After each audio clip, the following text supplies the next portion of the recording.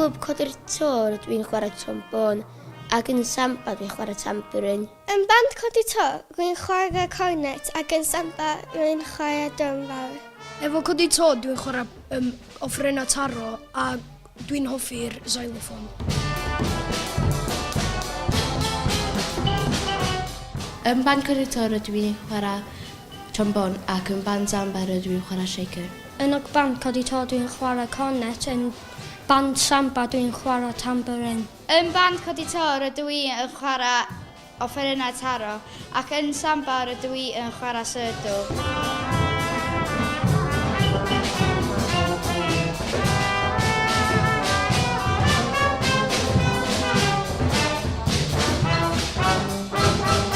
Prosiect adfywio cymunedol ydy Codi'r To sy'n dod ar ddull el systema fyd enwog i Ogledd Cymru. Ni'n gweithio mewn dwy ysgol, Ysgol Glan-Cegin, Mangor ac Ysgol Maes Incleng yn Arfon.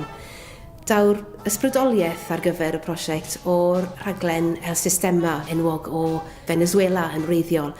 Cychwynnwyd y prosiect dros 20 mlynedd yn ôl gan Jose Antonio Abreu, gan weithio bryd hynny yn y dyddiau cynnar yn ardal Caracas yn Venezuela. Mae'r prosiect erbyn hyn wedi ymestyn ar draws y byd ac mae Codi'r To wedi ysbrydoli hefyd gan prosiectau tebyg yn Lloegr, sef In Harmony a'r Big Noise yn yr Alban. Da ni'n mor falch o ddeud bod ti'n 2 mlynedd bellach ers mae Codi'r To wedi cychwyn yn Ysgol Glan-Cegin a hynod o lwcus bod o wedi. Di cychwyn efo un dosbarth tua 20 o blant lle a bellach yn canolbwyntio ar 3 dosbarth yn Adran Iau a bellach wan di cychwyn efo dosbarth yn y Meithrin. Mae'n brosiect sydd yn gynyddol dod yn ran ohono ni, lle yn ran o'n diwylliant ysgol ni. Lle. Mae'n brosiect, mae yna sawl nifer fawr erbyn hyn o aelod y staff wedi bod yn rhan ohono fo, a nifer fawr o blant ysgol erbyn hyn hefyd. Pawb yn y fyny, 1, 2, 3 a helo sy'n ma'r wyl, brafeg gweld bob un. Helo sy'n ma'r wyl, brafeg gweld bob un. Felly ar ddechrau bob sesiwn, da ni'n dechrau hefo helo sy'n ma'r hwyl, ac wedyn pan da ni'n dysgu can newydd, da ni yn dechrau trwy dysgu trwy arddull codau, trwy dysgu solfa. Mi, so, mi, re, do. Mi, so, mi, so. Wedyn ar ôl mewnoli yr alaw, da ni wedyn yn mynd ar yr offer yna. So mae bob sesiwn yn dysgu'r can gyntaf, hefo'r llais a solfa, a wedyn ar yr offer yna. Yn edrych yn ôl, mae'r plant wedi dysgu lot yn y 2 mlynedd, enwedig rhai sydd wedi bod efo ni ers y dechrau. Oedden ni'n defnyddio anifeiliaid gyntaf i ddysgu rhythm ac yn rhoi enwau'r nodau a'r fingring pa fysa ddibwyso lly. Ond erbyn hyn mae yna nifer wedi dysgu darllen cerddoriaeth.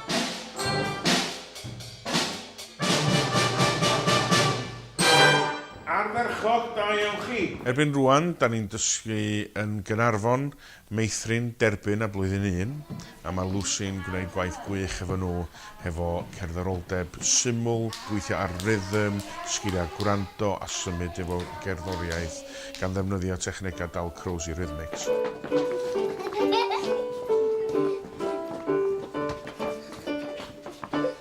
Mae Lucy efo ni fan ers mis Sionawr, mae'n dod i wneud gwersi'r plant unwaith yr wythnos, hanner awr yr wythnos ydi o. Mae'r plant wrth i bodda efo'i Penball Tried. Unwaith yn deud reis, da ni'n cael gwersi Codi'r To wan, maen nhw wrth i bodda, maen nhw gyd yn excitio'n wirion bost. Yn y sesiynau, mae yna strwythur i'r pethau dwi'n wneud. Da ni'n cael cyfle i canu a symud, a be dwi wir eisiau plant wneud yw ymateb i'r cerddoriaeth. Ella bod nhw'n hedfan. So weithio fyddai'n chwarae rhywbeth ar y piano ac yn gobeithio fydden nhw'n ymateb i be maen nhw'n glywed, fel bod nhw'n wir yn defnyddio eu glistiau. Penball tried, penball tried, penball, penball, penball tried. Mae sgiliau canolbwyntio nhw yn dechrau gwella. Dwi'n sylwi bod gan y plant lot fwy o hyder ers dechrau Codi'r To. Maen nhw'n fyrlymus, maen nhw a mae dychymyg nhw'n dechrau dod wrth bod yn cynnig syniadau mewn gwahanol bethau. Ai, ai, ai, ai, ai, brafeg gweld bob dydd. Ai,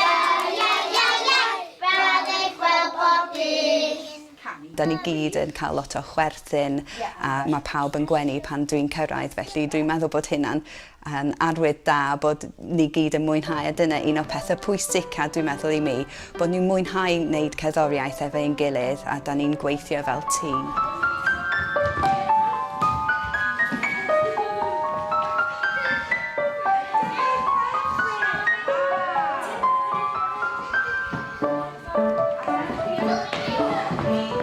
Pan fydd y plant yn blwyddyn 2, y gobaith ydy bod nhw'n cael dewis offeryn ac mewn chydig o flynyddoedd fydd y darpariaeth ar gyfer bob blwyddyn yn y 2 ysgol sy'n golygu fydd yna mwy na un gerddorfa yn yr ysgol.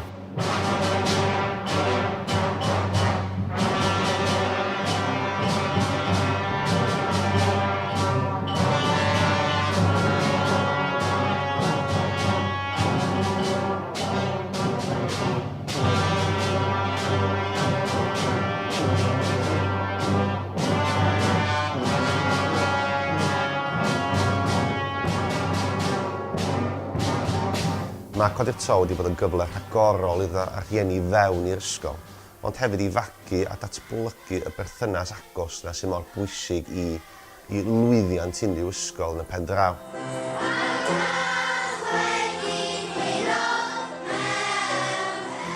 Mae yna falchder yn eu lleisiau nhw ac yn eu agweddau nhw pan da ni'n trafod Codi'r To a rhannu plant nhw yn y perfformiadau yna. Weithiau ar lwyfannau digon mawr, lle.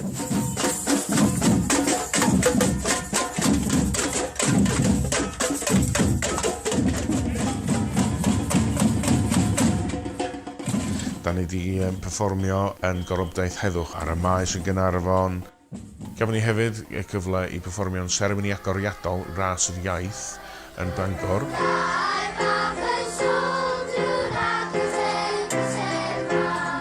Da ni wedi perfformio i'r Llys Cynnar America yn Pontio yn Bangor.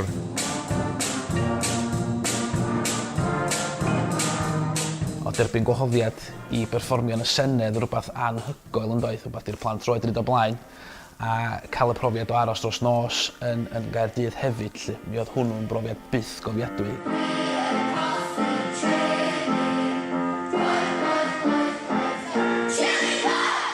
Mae'r ddarpariaeth hefyd wedi rhoi cyfleoedd pellach i'r disgyblion yma ymweld ag ysweden i gymryd rhan mewn cyngerdd fawreddog oedd yn ymgorffori plant ar draws Ewrop gyfan a thu hwnt.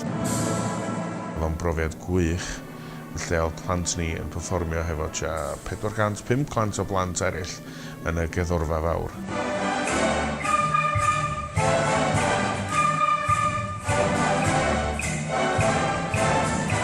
Oedd hwnna'n rhywbeth sbesial iawn i gweld cerddoriaeth yn cael ei wneud a bod y iaith ddim yn bwysig, cerddoriaeth oedd y iaith.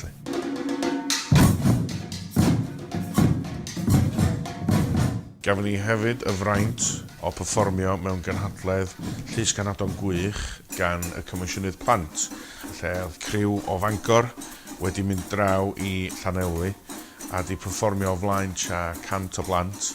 Mae'r profiadau maen nhw wedi gael yn anhygoel i fod yn onast, lle. Mae bob un o'n elwa honno fo ac yn ymfalchio yn y ffaith bod nhw'n cael ei gweld yn gyhoeddus yn aml yn perfformio ac yn dangos i'w dawna bellach. Lle. Mae hynna'n mor braf i weld.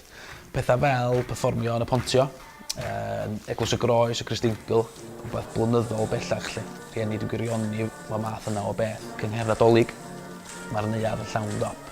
Mae nhw wrth i bodda. Mae o'n codi statws be da ni'n gynnig, lle. Da ni'n falch hynna wrth gwrs. Ond coeliwch chi weithio chi mae'r rhieni yn ofnadwy o falch, lle. Dwi wedi dod i cyngerdd yn yr ysgol Cristingl. A maen nhw just mor in tune hefo'i gilydd a canu neis a chwarae rili dda. Maen nhw wedi gwneud ril lles i'r plant. Be dwi'n hoffi am Codi'r To fwyaf yw bod da ni'n gallu dysgu pethau newydd bob tro a da ni'n mynd i cynnig a gwneud pobl mwynhau cerddoriaeth. Da ni'n gael mynd i ni sioeau efo ffrindiau ni. Da ni'n cael cyfleoedd i chwarae am bob man a cael hwyl. Dwi wedi cael cyngerdd yn tu ffrind fi a o'n i'n gael mynd efo fo a gael pawb yna.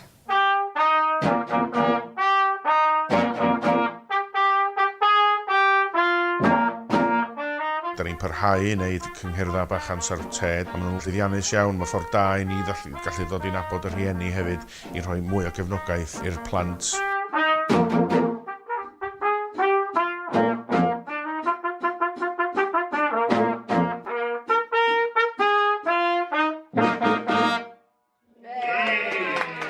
Da ni wedi cynnal nifer o clwbiau haf ac hefyd clwbiau codi'r to yn ystod yr wythnos.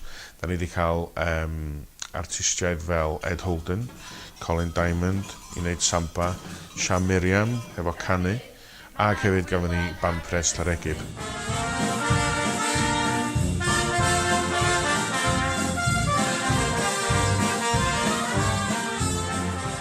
Pan nath ni ddechrau am y 3 mlynedd yn ôl, oedd y criw cyntaf yn blwyddyn 4. Erbyn hyn, maen nhw wedi symud i fyny i Ysgol Sir Hyw Owen a maen nhw'n blwyddyn 7. Da ni dal i rhoi ddarpariaeth yna trwy clwb samba. Mae hyn wedi helpu hefo pontio cynradd uwchradd a wedyn wedi helpu'r plant integreiddio mwy a rhoi mwy o hyder iddyn nhw ac i barhau hefo gweithgareddau cerddorol.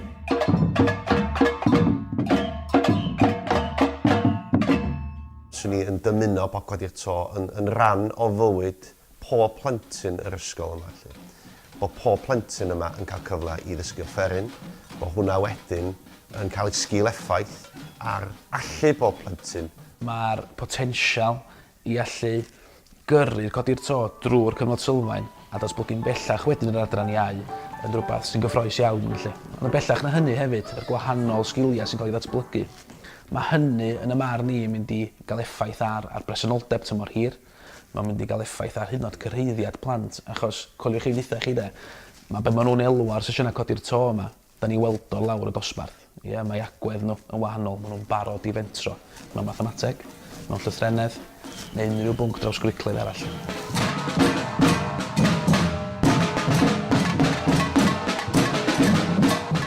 Y gobaith ar gyfer y dyfodol ydy bod Codi'r To yn parhau wrth gwrs ac yn parhau i dyfu. Mae'r elfen yna o Codi'r To fel rhan o'n diwylliant ni a rhan ehangach o gymuned Maes Incla a Chynarfon cyfan yn datblygiad pwysig i'r dyfodol mewn ysgol Maes Incla.